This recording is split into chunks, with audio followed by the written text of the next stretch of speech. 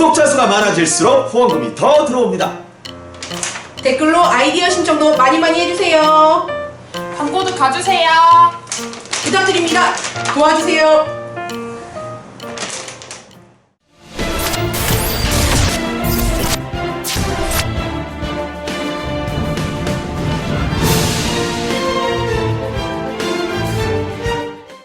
유동열의 안보전선입니다. 안녕하십니까? 안녕하십니까? 네. 최근에 북한 붕괴가 임박했다는 얘기도 있고 어쨌거나 최고위층 외교관이 북한을 벗어난 것은 사실로 보입니다. 이 문제 좀 심층적인 분석 부탁드립니다. 예, 그 지난 이제 17일 날 우리 통일부에서 공식적으로 발표를 했습니다. 네. 그래서 주 영국 북한 대사관의 그 공사가 가족과 함께 국내 입국했다라고 네. 확인시켜줬기 때문에 이제 확인이 되었고요. 여기서 이제 우리가 관심을 가져야 할 것은 이 그 대사관에서 2인자 위치에 있는 이 태공사가 왜 탈북을 했느냐, 네. 탈북을 해서 이제 한국으로 입국했느냐 하는 그 배경을 좀 살펴봐야 되는데, 먼저 이 태공사가 영국 주재 대사관에서의 그 역할과 유상을 좀 말씀드릴게요. 네, 태영호 공사죠. 네. 그렇죠. 예. 이 태공사는 이제 공식적으로는 그 서열 2위입니다. 그래서 이제 주 북한 영국 대사, 주 영국 북한 대사관에 대사가 있고 대사 밑에 이제 공사 2인자입니다. 2인자인데 이분이 하는 일은 뭐냐면은 통상적인 외교관으로서의 영사 업무 이외에도 제일 중요한 업무가 뭐냐면 대사관 직원들을 대상으로 쉽게 말하면 정치 사상적으로 조직 지도를 하는 겁니다.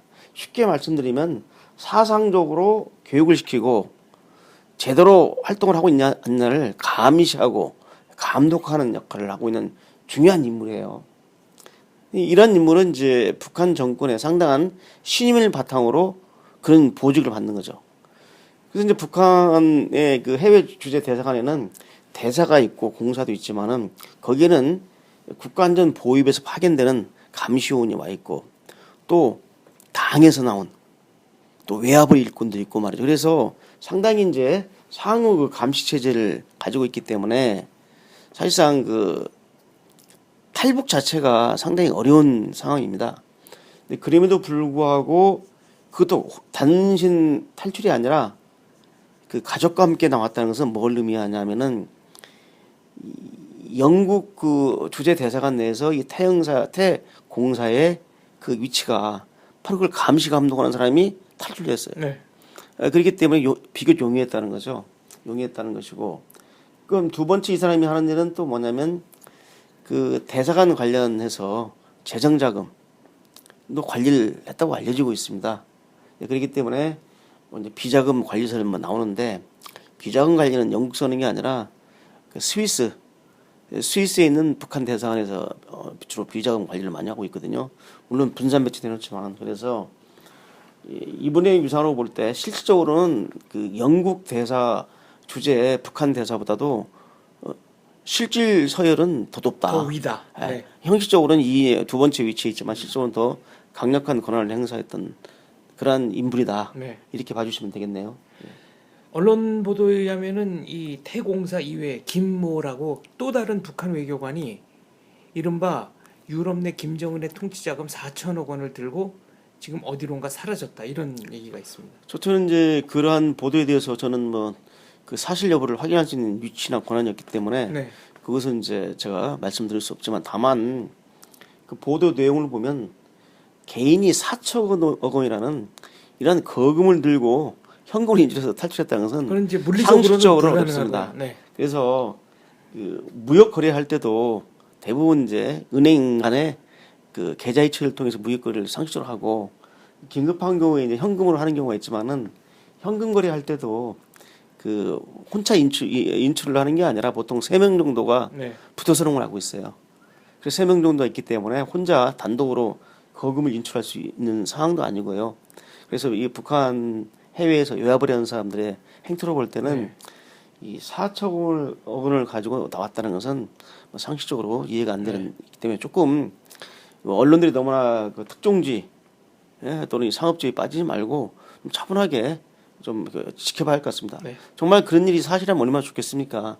이런 식으로 계속 북한의 외화벌이 또 고위층들이 계속 돈을 들고 탈출을 하고 국내에 들어오고 한다는 것은 결국은 북한 체제에 문제가 있다는 거 아니겠습니까? 그렇습니다. 그래서 이제 제가 여기서 말씀드리고 싶은 게 그러면 이 탈북해서 탈출을 해서 국내에 들어오는 것을 어떻게 봐줘야 되냐는 그 배경과 의미를 좀 말씀드릴게요.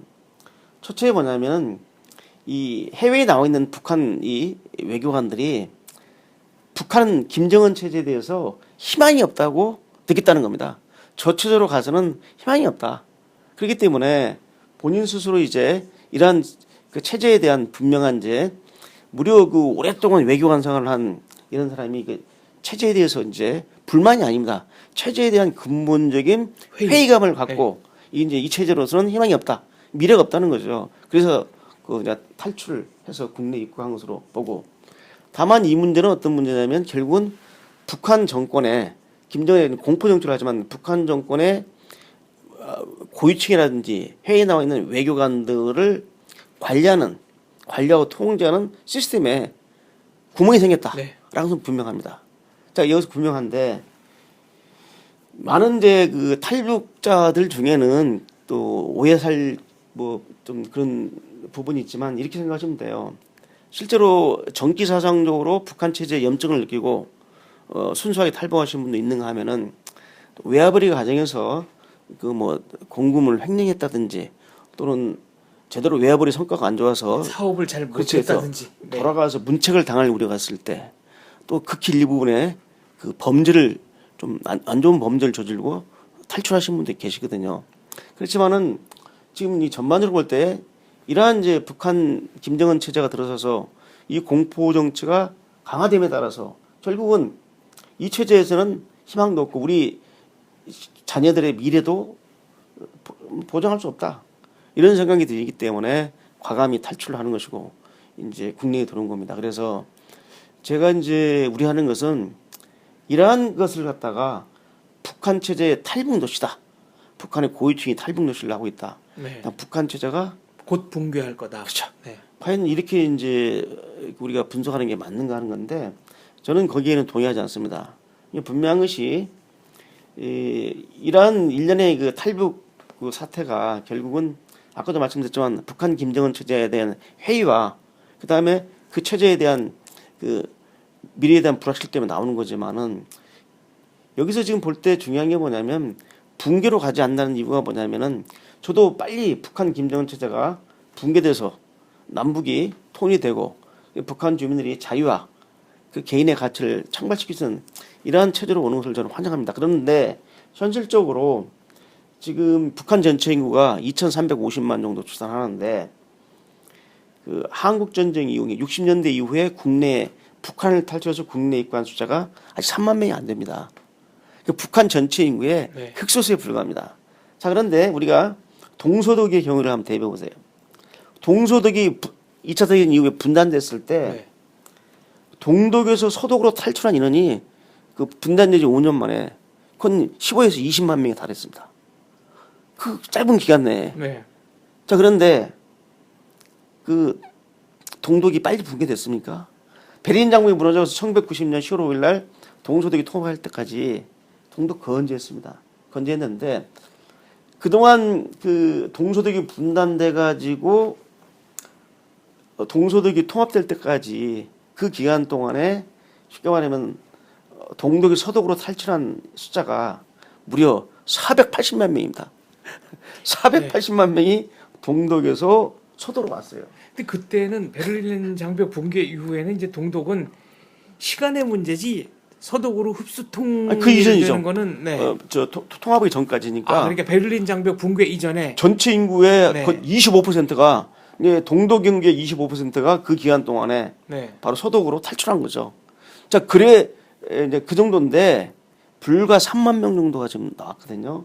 이걸 가지고 0.1% 네. 가지고 그 북한 체제가 붕괴된다고 단정하는 것은 좀 그렇고요. 두 번째는 이 북한의 나름대로의 그 내구력이라는 게 있습니다. 북한 정권에 김정은의 내구력이 있기 때문에 북한이란 그 탈출 또 탈북 너치를 갖다가 계속 방치하지는 않을 겁니다. 나름대로 또 다른 새로운 통제 체제를 가지고 또 장막을 치기 때문에 우리가 좀 지켜봐야 된다. 그래서 빠른 시일 내에 북한 김정은 정권이 무너지면 좋지만은 이번 이 외교관 탈북 사태를 가지고 북한 정권의 붕괴로까지 연결시키는 것은 조금 좀 과장된 거 아니냐. 좀 우리가 지켜봐야 된다. 얼마 전에 그 북한의 장성 원스타로 알려졌는데 이 탈북도 굉장히 예외적인 거 아니겠습니까? 지금 그 보도도 저는 사실관계 확인을 정부도 공식으로 안 했고 네. 뭐 저도 확인하실 수 있는 위치가 아니기 때문에 말씀을 드리겠지만 네. 일부 해외에 있는 그 주요 부서들 힘 있는 주요 부서들의 외화벌이 일꾼들이 직접적으로 또 참고를 쳐서 국내로 네. 입국했다는 것은 일부 사실인 걸로 확인이 네. 됩니다.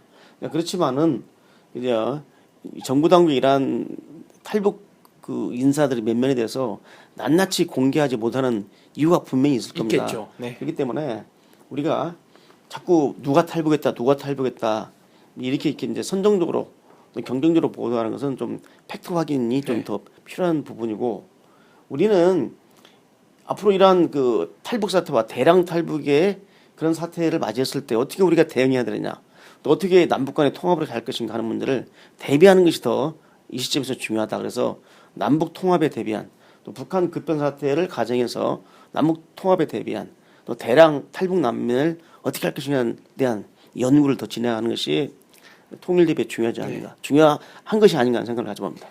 낙관적인 전망, 그러니까 북한 정권이 곧 붕괴할 거라는 이런 전망보다는 항상 최악의 경우를 상정하고 대비하는 것이 오히려 통일에 가까이 다가가는 발걸음이다. 이렇게 정리하면 되겠습니다. 예, 그리고 이제 마지막으로 또 긍정적인 측면도 있어요. 정부가 이제 신속하게 확인을 해줬는데 이 북한의 고위 외교관들이 한국으로 들어왔다라는 것을 보도함으로써 이러한 보도들은 북한 내부에서는 언론 통제를 하기 때문에 알 수가 없지만은 그 해외를 드러나드는 또 해외에 근무하는 북한 외교관이라든지 또는 외화벌이 요원들은 이 자유세계 언론을 접하기 때문에 이런 일이 일어났다는 사실을 알게 됩니다. 알게 되면은 반작용으로 북한의 이제 검열이라든지 단속이 심해지고 또 거기에 불안을 느끼면 제2, 제3의 유사한 그 탈출 사태가 벌어질 가능성이 있다. 그래서 긍정적으로 작용하는 면도 있다고 봅니다. 알겠습니다. 북한 최고위층이 심정적으로 동요하고 있다. 이 사실에는 변함이 없는 것 같습니다. 그렇죠. 동요하고 있다고 네. 봐야 되죠. 그렇지만 이제 그 지난번에 한번 다룬 것 같은데 북한 붕괴론 주제를 가지고 다룬 것 같은데 이 북한 체제가 무너지려면은 일단은 아래로부터의 변화가 제일 좋아요. 그러니까 북한 주민이 스스로 깨우쳐가지고 의식화되고 조직화돼서 이게 그 변화로 발전하면 좋은데 너무 시간이 오래 걸리고 시장 의식화돼도 조직화하기 위해서 이 공포 정치 때문에 힘들거든요. 그러다 보면 이제 위로부터의 변화가 있어야 되는데 위로부터의 변화라는 것은 뭐 쿠데타라든 이런 방식인데 그것도 어렵고 결국은 지금 우리가 단기간에 노릴 수 있는 것은 김정은의 건강 이 건강이 갑자기 악화돼서 심장 질환이 생겨서 뭐 자연 사는 경우라든지 아니면 공포 정치가 극에 달하면 결국 측근행위나 암살 같은 네. 이런 방식에 의해서 아마 북한이 돌발 사태에 의해서 김정은이가 무너지는 이런 경우도 상정할 수 있기 때문에 아까 말씀드린 대로 우리가 이러한 사태를 대비해서 이런 사태가 현실로 다가온다면 우리가 어떻게 이것을 갖다 효율적으로 소위 그 부작용을 최소화하면서 남북 통합을 할 것인가 네. 하는 문제를 연구하는 것이 중요하고 지금 연구된 상황도 더 발전시켜야 할 필요가 있다 생각이 됩니다. 알겠습니다. 말씀 잘 들었습니다. 감사합니다.